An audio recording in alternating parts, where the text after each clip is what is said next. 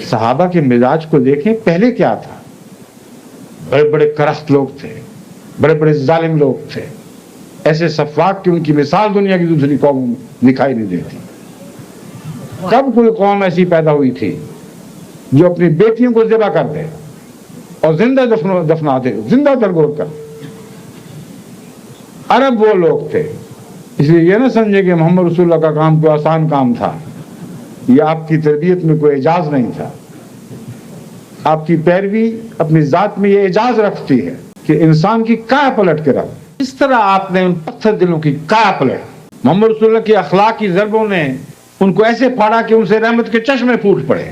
تو آپ کا یہ کہنا کہ آپ کرخت ماحول کی پیداوار ہیں, جہاں بدزبانیاں کی جاتی ہیں, جہاں سختیاں کی جاتی ہیں, یا عورتوں سے ذلیل سلوک کیا جاتا ہے, کوئی عذر نہیں ہے جو خدا کے حضور قابل قبول ہو, کیونکہ آپ کو وہ رسول عطا فرمایا گیا ہے جو ان تمام حالات کی کایا پلٹ سکتا ہے.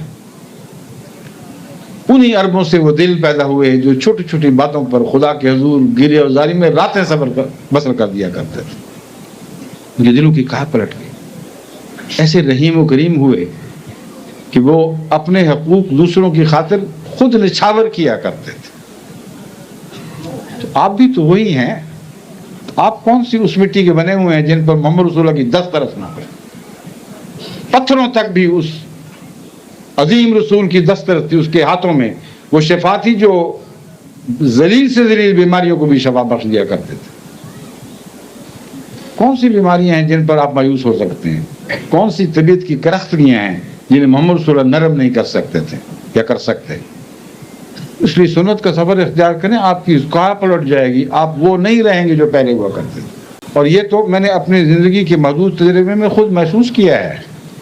بعض خطبات میں جو میں حضور صلی اللہ علیہ وسلم کے حوالے سے بعض لوگوں کو اپنی بیویوں سے حسن سلوک کی نصیحت کرتا ہوں.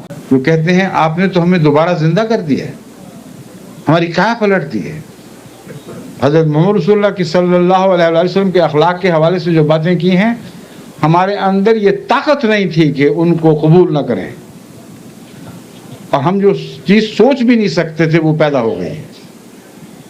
اب وہ خامن نہیں رہا جو پہلے ظالم, سفاک, بد کلام تھا, جو اپنی بیوی پر ظلم کیا کرتا تھا, اس سے ضرورت اور طاقت سے بڑھ کر کام لیا کرتا تھا. اور صرف اس کا خط نہیں ملتا, کہ عورتوں کے شکریوں کے خط ملتے ہیں کہ آپ نے میرے خامن پہ کیا جادو کر دیا, میری تو زندگی بدل گئی, میری تو اس دنیا میں جنت نصیب ہو گئی. میں کہتا ہوں میں کون کو جادو کرنے والے, محمد رسول اللہ کا جادو ہے جو تمہارے دل پر ہے.